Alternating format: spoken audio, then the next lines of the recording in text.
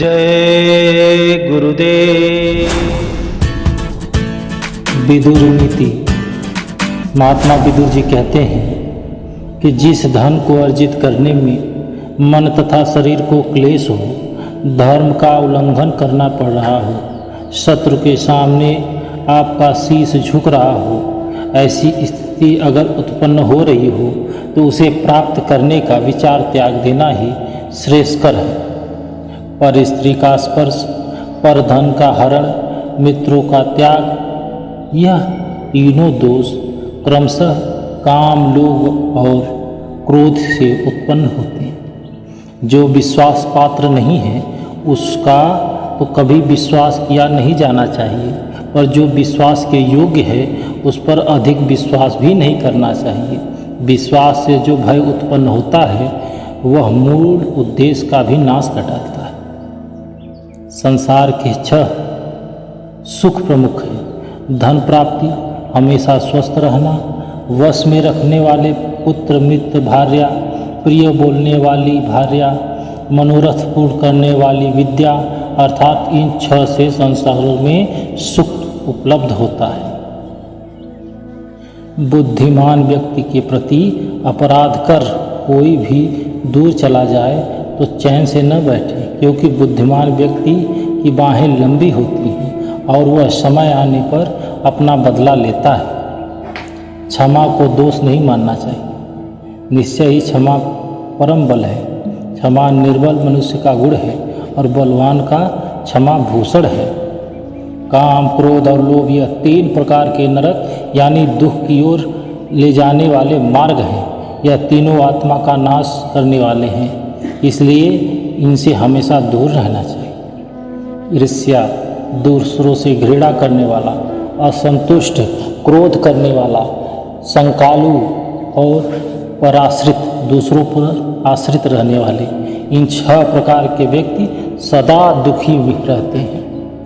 जो पुरुष अच्छे कर्म और पुरुषों में विश्वास नहीं रखता, गुरुजनों में भी विश्वास से सशंकित रहता है, किसी का विश्वास नहीं करता, मृत्यु का परित्याग करता है, वह पुरुष निश्चय ही अधर्मी होता है। जो अच्छे कर्म करता है, बुरे कर्मों से दूर भागता है, साथ ही जो ईश्वर में भरोसा रखता है और दयालु है, उससे ये सद्गुण पंडित के लक्षण माने जाते हैं। जो अपना आदर सम्मान होने पर खुशी से फूले नहीं समाता, अनादर होने पर क्रोधित नहीं होता, तथा गंगा जी के कुंड के समान जिनका मन अशांत नहीं होता, वह ज्ञानी कहलाते हैं। मूढ़ चित्त वाला नीच व्यक्ति बिना बुलाए ही अंदर चला आता है, बिना पूछे बोलने लगता है, तथा जो विश्वास करने योग्य नहीं है उन पर भी कभी विश्वास नहीं करना चाहिए। जो बहुत धन, विद्या तथा ऐश्वर्य को पाकर भी इठलाता नहीं, वह पंडित कहलाता है। मनुष्य अकेला पाप करता है, बहुत से लोग उसका आनंद उठाते हैं। आनंद उठाने वाले तो बच जाते हैं, पर पाप करने वाला दोष का भागी होता है। किसी धनुर्धर वीर के द्वारा छोड़ा हुआ बाण वो अपने लक्ष्य पर अवश्य पहुंचेगा। किसी भी व्यक्ति के मारे किसी को तकलीफ हुई तो उसका श्रेय उस व्यक्ति को जाता है जिसके बाणों से, जिसके वचनों से व्यक्ति को तकलीफ हुई है। विदुर ऋषराज को समझाते हुए कहते हैं कि राजन, जैसे समुद्र के पार जाने के लिए नाव एकमात्र साधन है, उसी प्रकार स्वर्ग के लिए एक सत्य एकमात्र सीढ़ी है, कुछ और नहीं। किंतु आप इसे नहीं समझ सकते। केवल धर्म ही परम कल्याण कारक है। एकमात्र क्षमा ही शांति का सर्वश्रेष्ठ उपाय है। एक विद्या ही परम संतोष देने वाली है और एकमात्र अहिंसा ही सुख देने वाली है। विदुर धृतराष्ट्र से कहते हैं कि राजन, ये 2 प्रकार के पुरुष स्वर्ग के ऊपर स्थान पाते हैं। शक्तिशाली होने पर भी क्षमा करने वाला और निर्धन होने पर भी दान देने वाला।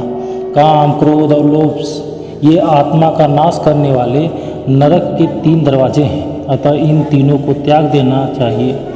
भारत श्रेष्ठ पिता, माता, अग्नि, आत्मा और गुरु मनुष्य को इन 5 की बड़ी रत्न के रूप में सेवा करनी चाहिए।